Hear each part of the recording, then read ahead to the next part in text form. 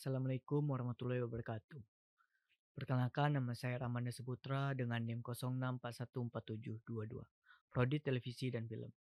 Saya akan menjelaskan tentang biografi dan konsep strukturalisme dari Levi Strauss. Levi Strauss pada tahun 1908 sampai 1906 merupakan salah satu tokoh paling berpengaruh dalam bidang antropologi pada abad ke-20. Pemikirannya yang revolusioner tentang strukturalisme, tentang membentuk ulang cara kita memahami masyarakat, budaya, dan pikiran masyarakat. Levi Strauss lahir di Belgia yang dibesarkan di Prancis dalam keluarga Yahudi intelektual. Pendidikan awalnya di bidang hukum dan filsafat, namun perjalanan hidupnya berubah ketika ia menerima posisi mengajar di Brazil pada tahun 1935. Di sana ia melakukan ekspedisi etnografi ke dalam Amazon. Pengalaman ini sangat mempengaruhi pandangan antropologisnya menjadi dasar karya klasiknya, yaitu Tristes Tropicus pada tahun 1955. Adanya perkembangan strukturalisme, Levi Strauss terinspirasi oleh beberapa sumber penting. Yang pertama adalah linguistik struktur dari Ferdinand de Saussure dan Roman Jakobson yang menunjukkan bahwa bahasa adalah sistem tanda yang maknanya muncul dalam hubungan antar elemen. Yang kedua adalah psikoanalisis Sigmund Freud yang mengeksplorasi struktur pemikiran bawah alam sadar.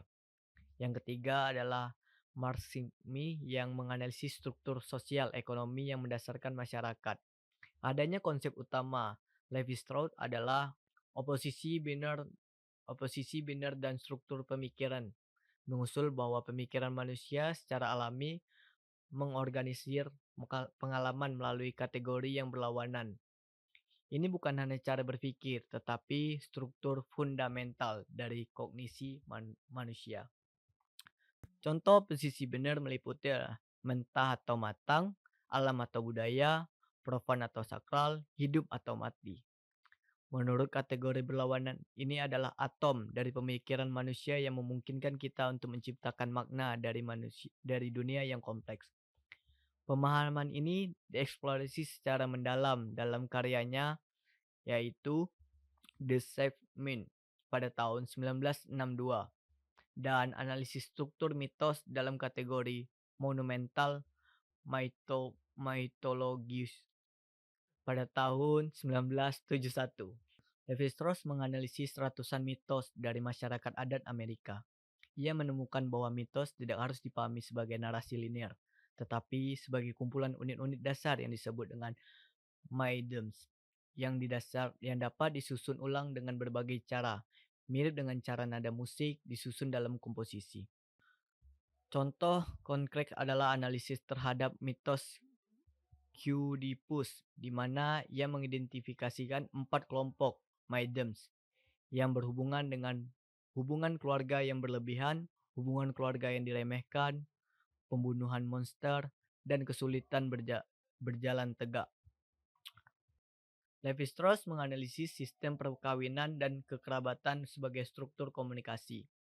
Ia berargumen bahwa tabu incest bukan hanya larangan moral, tetapi mekanisme sosial yang mendorong exogamy atau perkawinan di luar kelompok.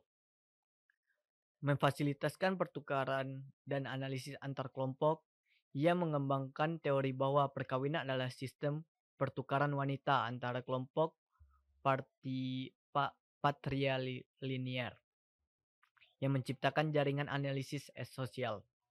Model ini menunjukkan bagaimana struktur kekerabatan berfungsi sebagai bahasa untuk komunikasi sosial. Namun, Levi Strauss menolak pandangan evolusioner yang melibatkan pemikiran primitif atau sebagai kurang perkembangan dibandingkan pemikiran modern. Ia membedakan dua mode pemikiran yang sangat valid atau sama validnya. Pemikiran kontrak yang bekerja dengan apa yang tersedia, mengategorikan dunia berdasarkan kualitas sensor dan hubungan konkret. Pemikiran ilmiah yaitu pemikiran abstrak yang bekerja dengan konsep dan prinsip universal. Menurutnya, kedua model ini adalah semua masyarakat manusia yang mempresentasikan cara yang sama validnya untuk memahami dunia.